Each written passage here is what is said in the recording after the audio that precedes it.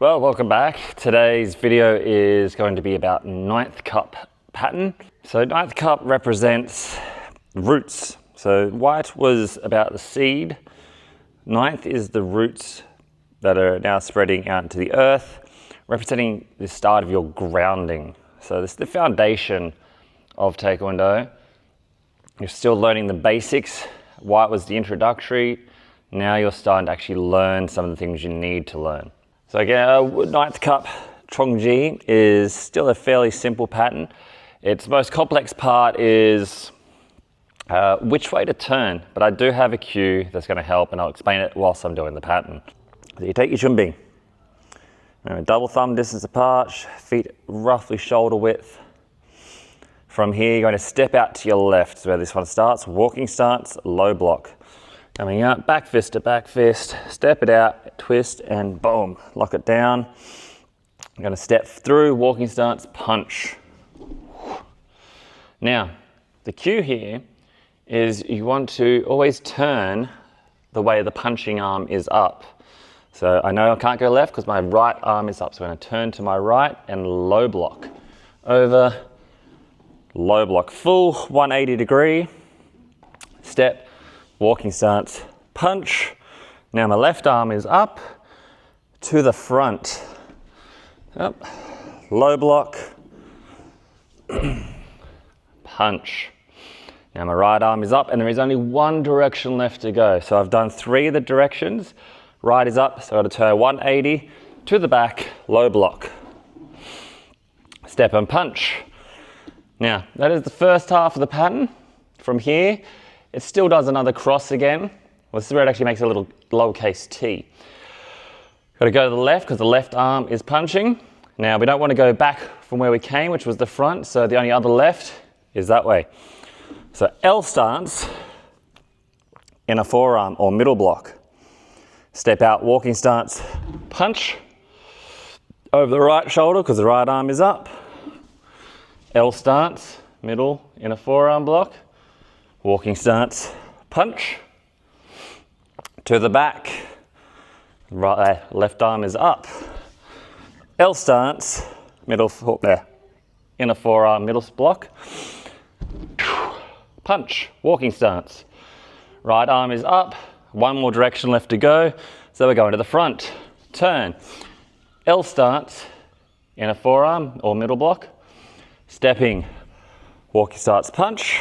And then again, and this is what causes the lowercase t, because now I've actually exceeded another walking stance distance, or at least half a step distance over what we have done so far. Now some people say key up here, and we're going to go back still. Back, walking stance, punch. Back, walking stance, punch.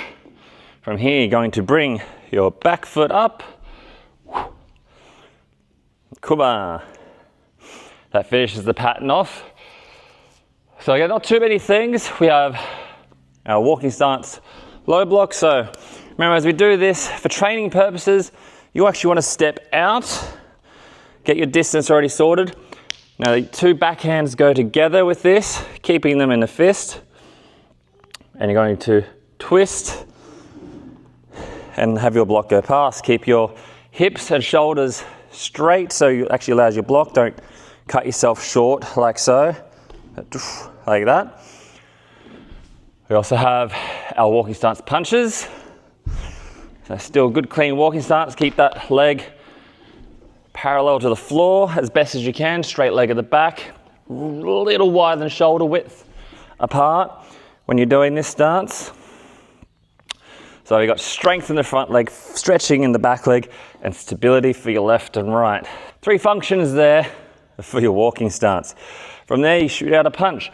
Now for this, for training drills, punch comes from your hip, so it gets full rotation and fires out, whilst the other one parks on your hip, upside down, ready for maybe another step punch. But it's there to help keep your brain off too many things, rather than try to keep your hands up, stand a certain way. It's early stages, focus on one thing, chamber the other one. So walking stance, punch. Then we have our inner forearm. So this is where things get a little different. So those 2 were in the white belt section. Now we have our L stance, which is a new stance. So with this one, if I have a line right here, you're going to put one foot on one side of the line, the other foot on the other side. So you have a foot on either side of the line. So you should be able to trace your foot back without colliding. A lot of people will stand there in line and they would step back, they would clip their own feet, and they do that whilst they're sparring. So you want to be on either side of the line so you can step back, which is part of actual movement drills, is to be able to actually go past your own feet. You have one foot going out 90 degrees, can be a little forward if need be. Other foot faces forward. Both knees should always be bent. Don't get lazy and lock off your front leg or both legs. They must be a little bent. Safety, if you were to get kicked in the front of the knee and it was already straight, your knee will buckle back and break. You want it to be bent, it will take impact much better. Even from side attacks, it has the mobility to move rather than being stiff and locked out. Roughly, you're talking about roughly 80% of your weight on the back, 20 on the front.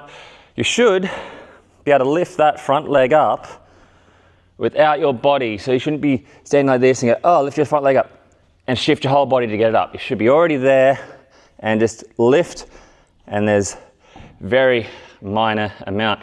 So from there, you have your inner forearm or middle block, which, like the walking stance in white belt, still comes from the waist. You have a guiding hand up, hopefully, and it comes up, your chamber, block, hitting with the bone as it follows the thumb. So you have a bone, pinky and thumb, and you want the thumb, so if you want to block something, bang, you want that bone to go crunch and hurt your opponent, basically. If you can hurt them whilst blocking, then you're winning on attacks and blocks. In a forearm, middle block, and that's it. That's the 3 techniques that are in that pattern. It's about knowing the directions. So as I gave the cue in that, it's just, you know, you've got to start going to the left. So all patterns pretty much will go left first, just for simplicity. From there, punching arm becomes your turning arm. And so that's it. That's your 9th cup pattern section. There's plenty of techniques to learn at this point. Still basic, blocks and punches, a couple of kicks. You move on. It's about growing and progressing. And hope to see you next time. I'll keep up these patterns and see you again. Stay cool.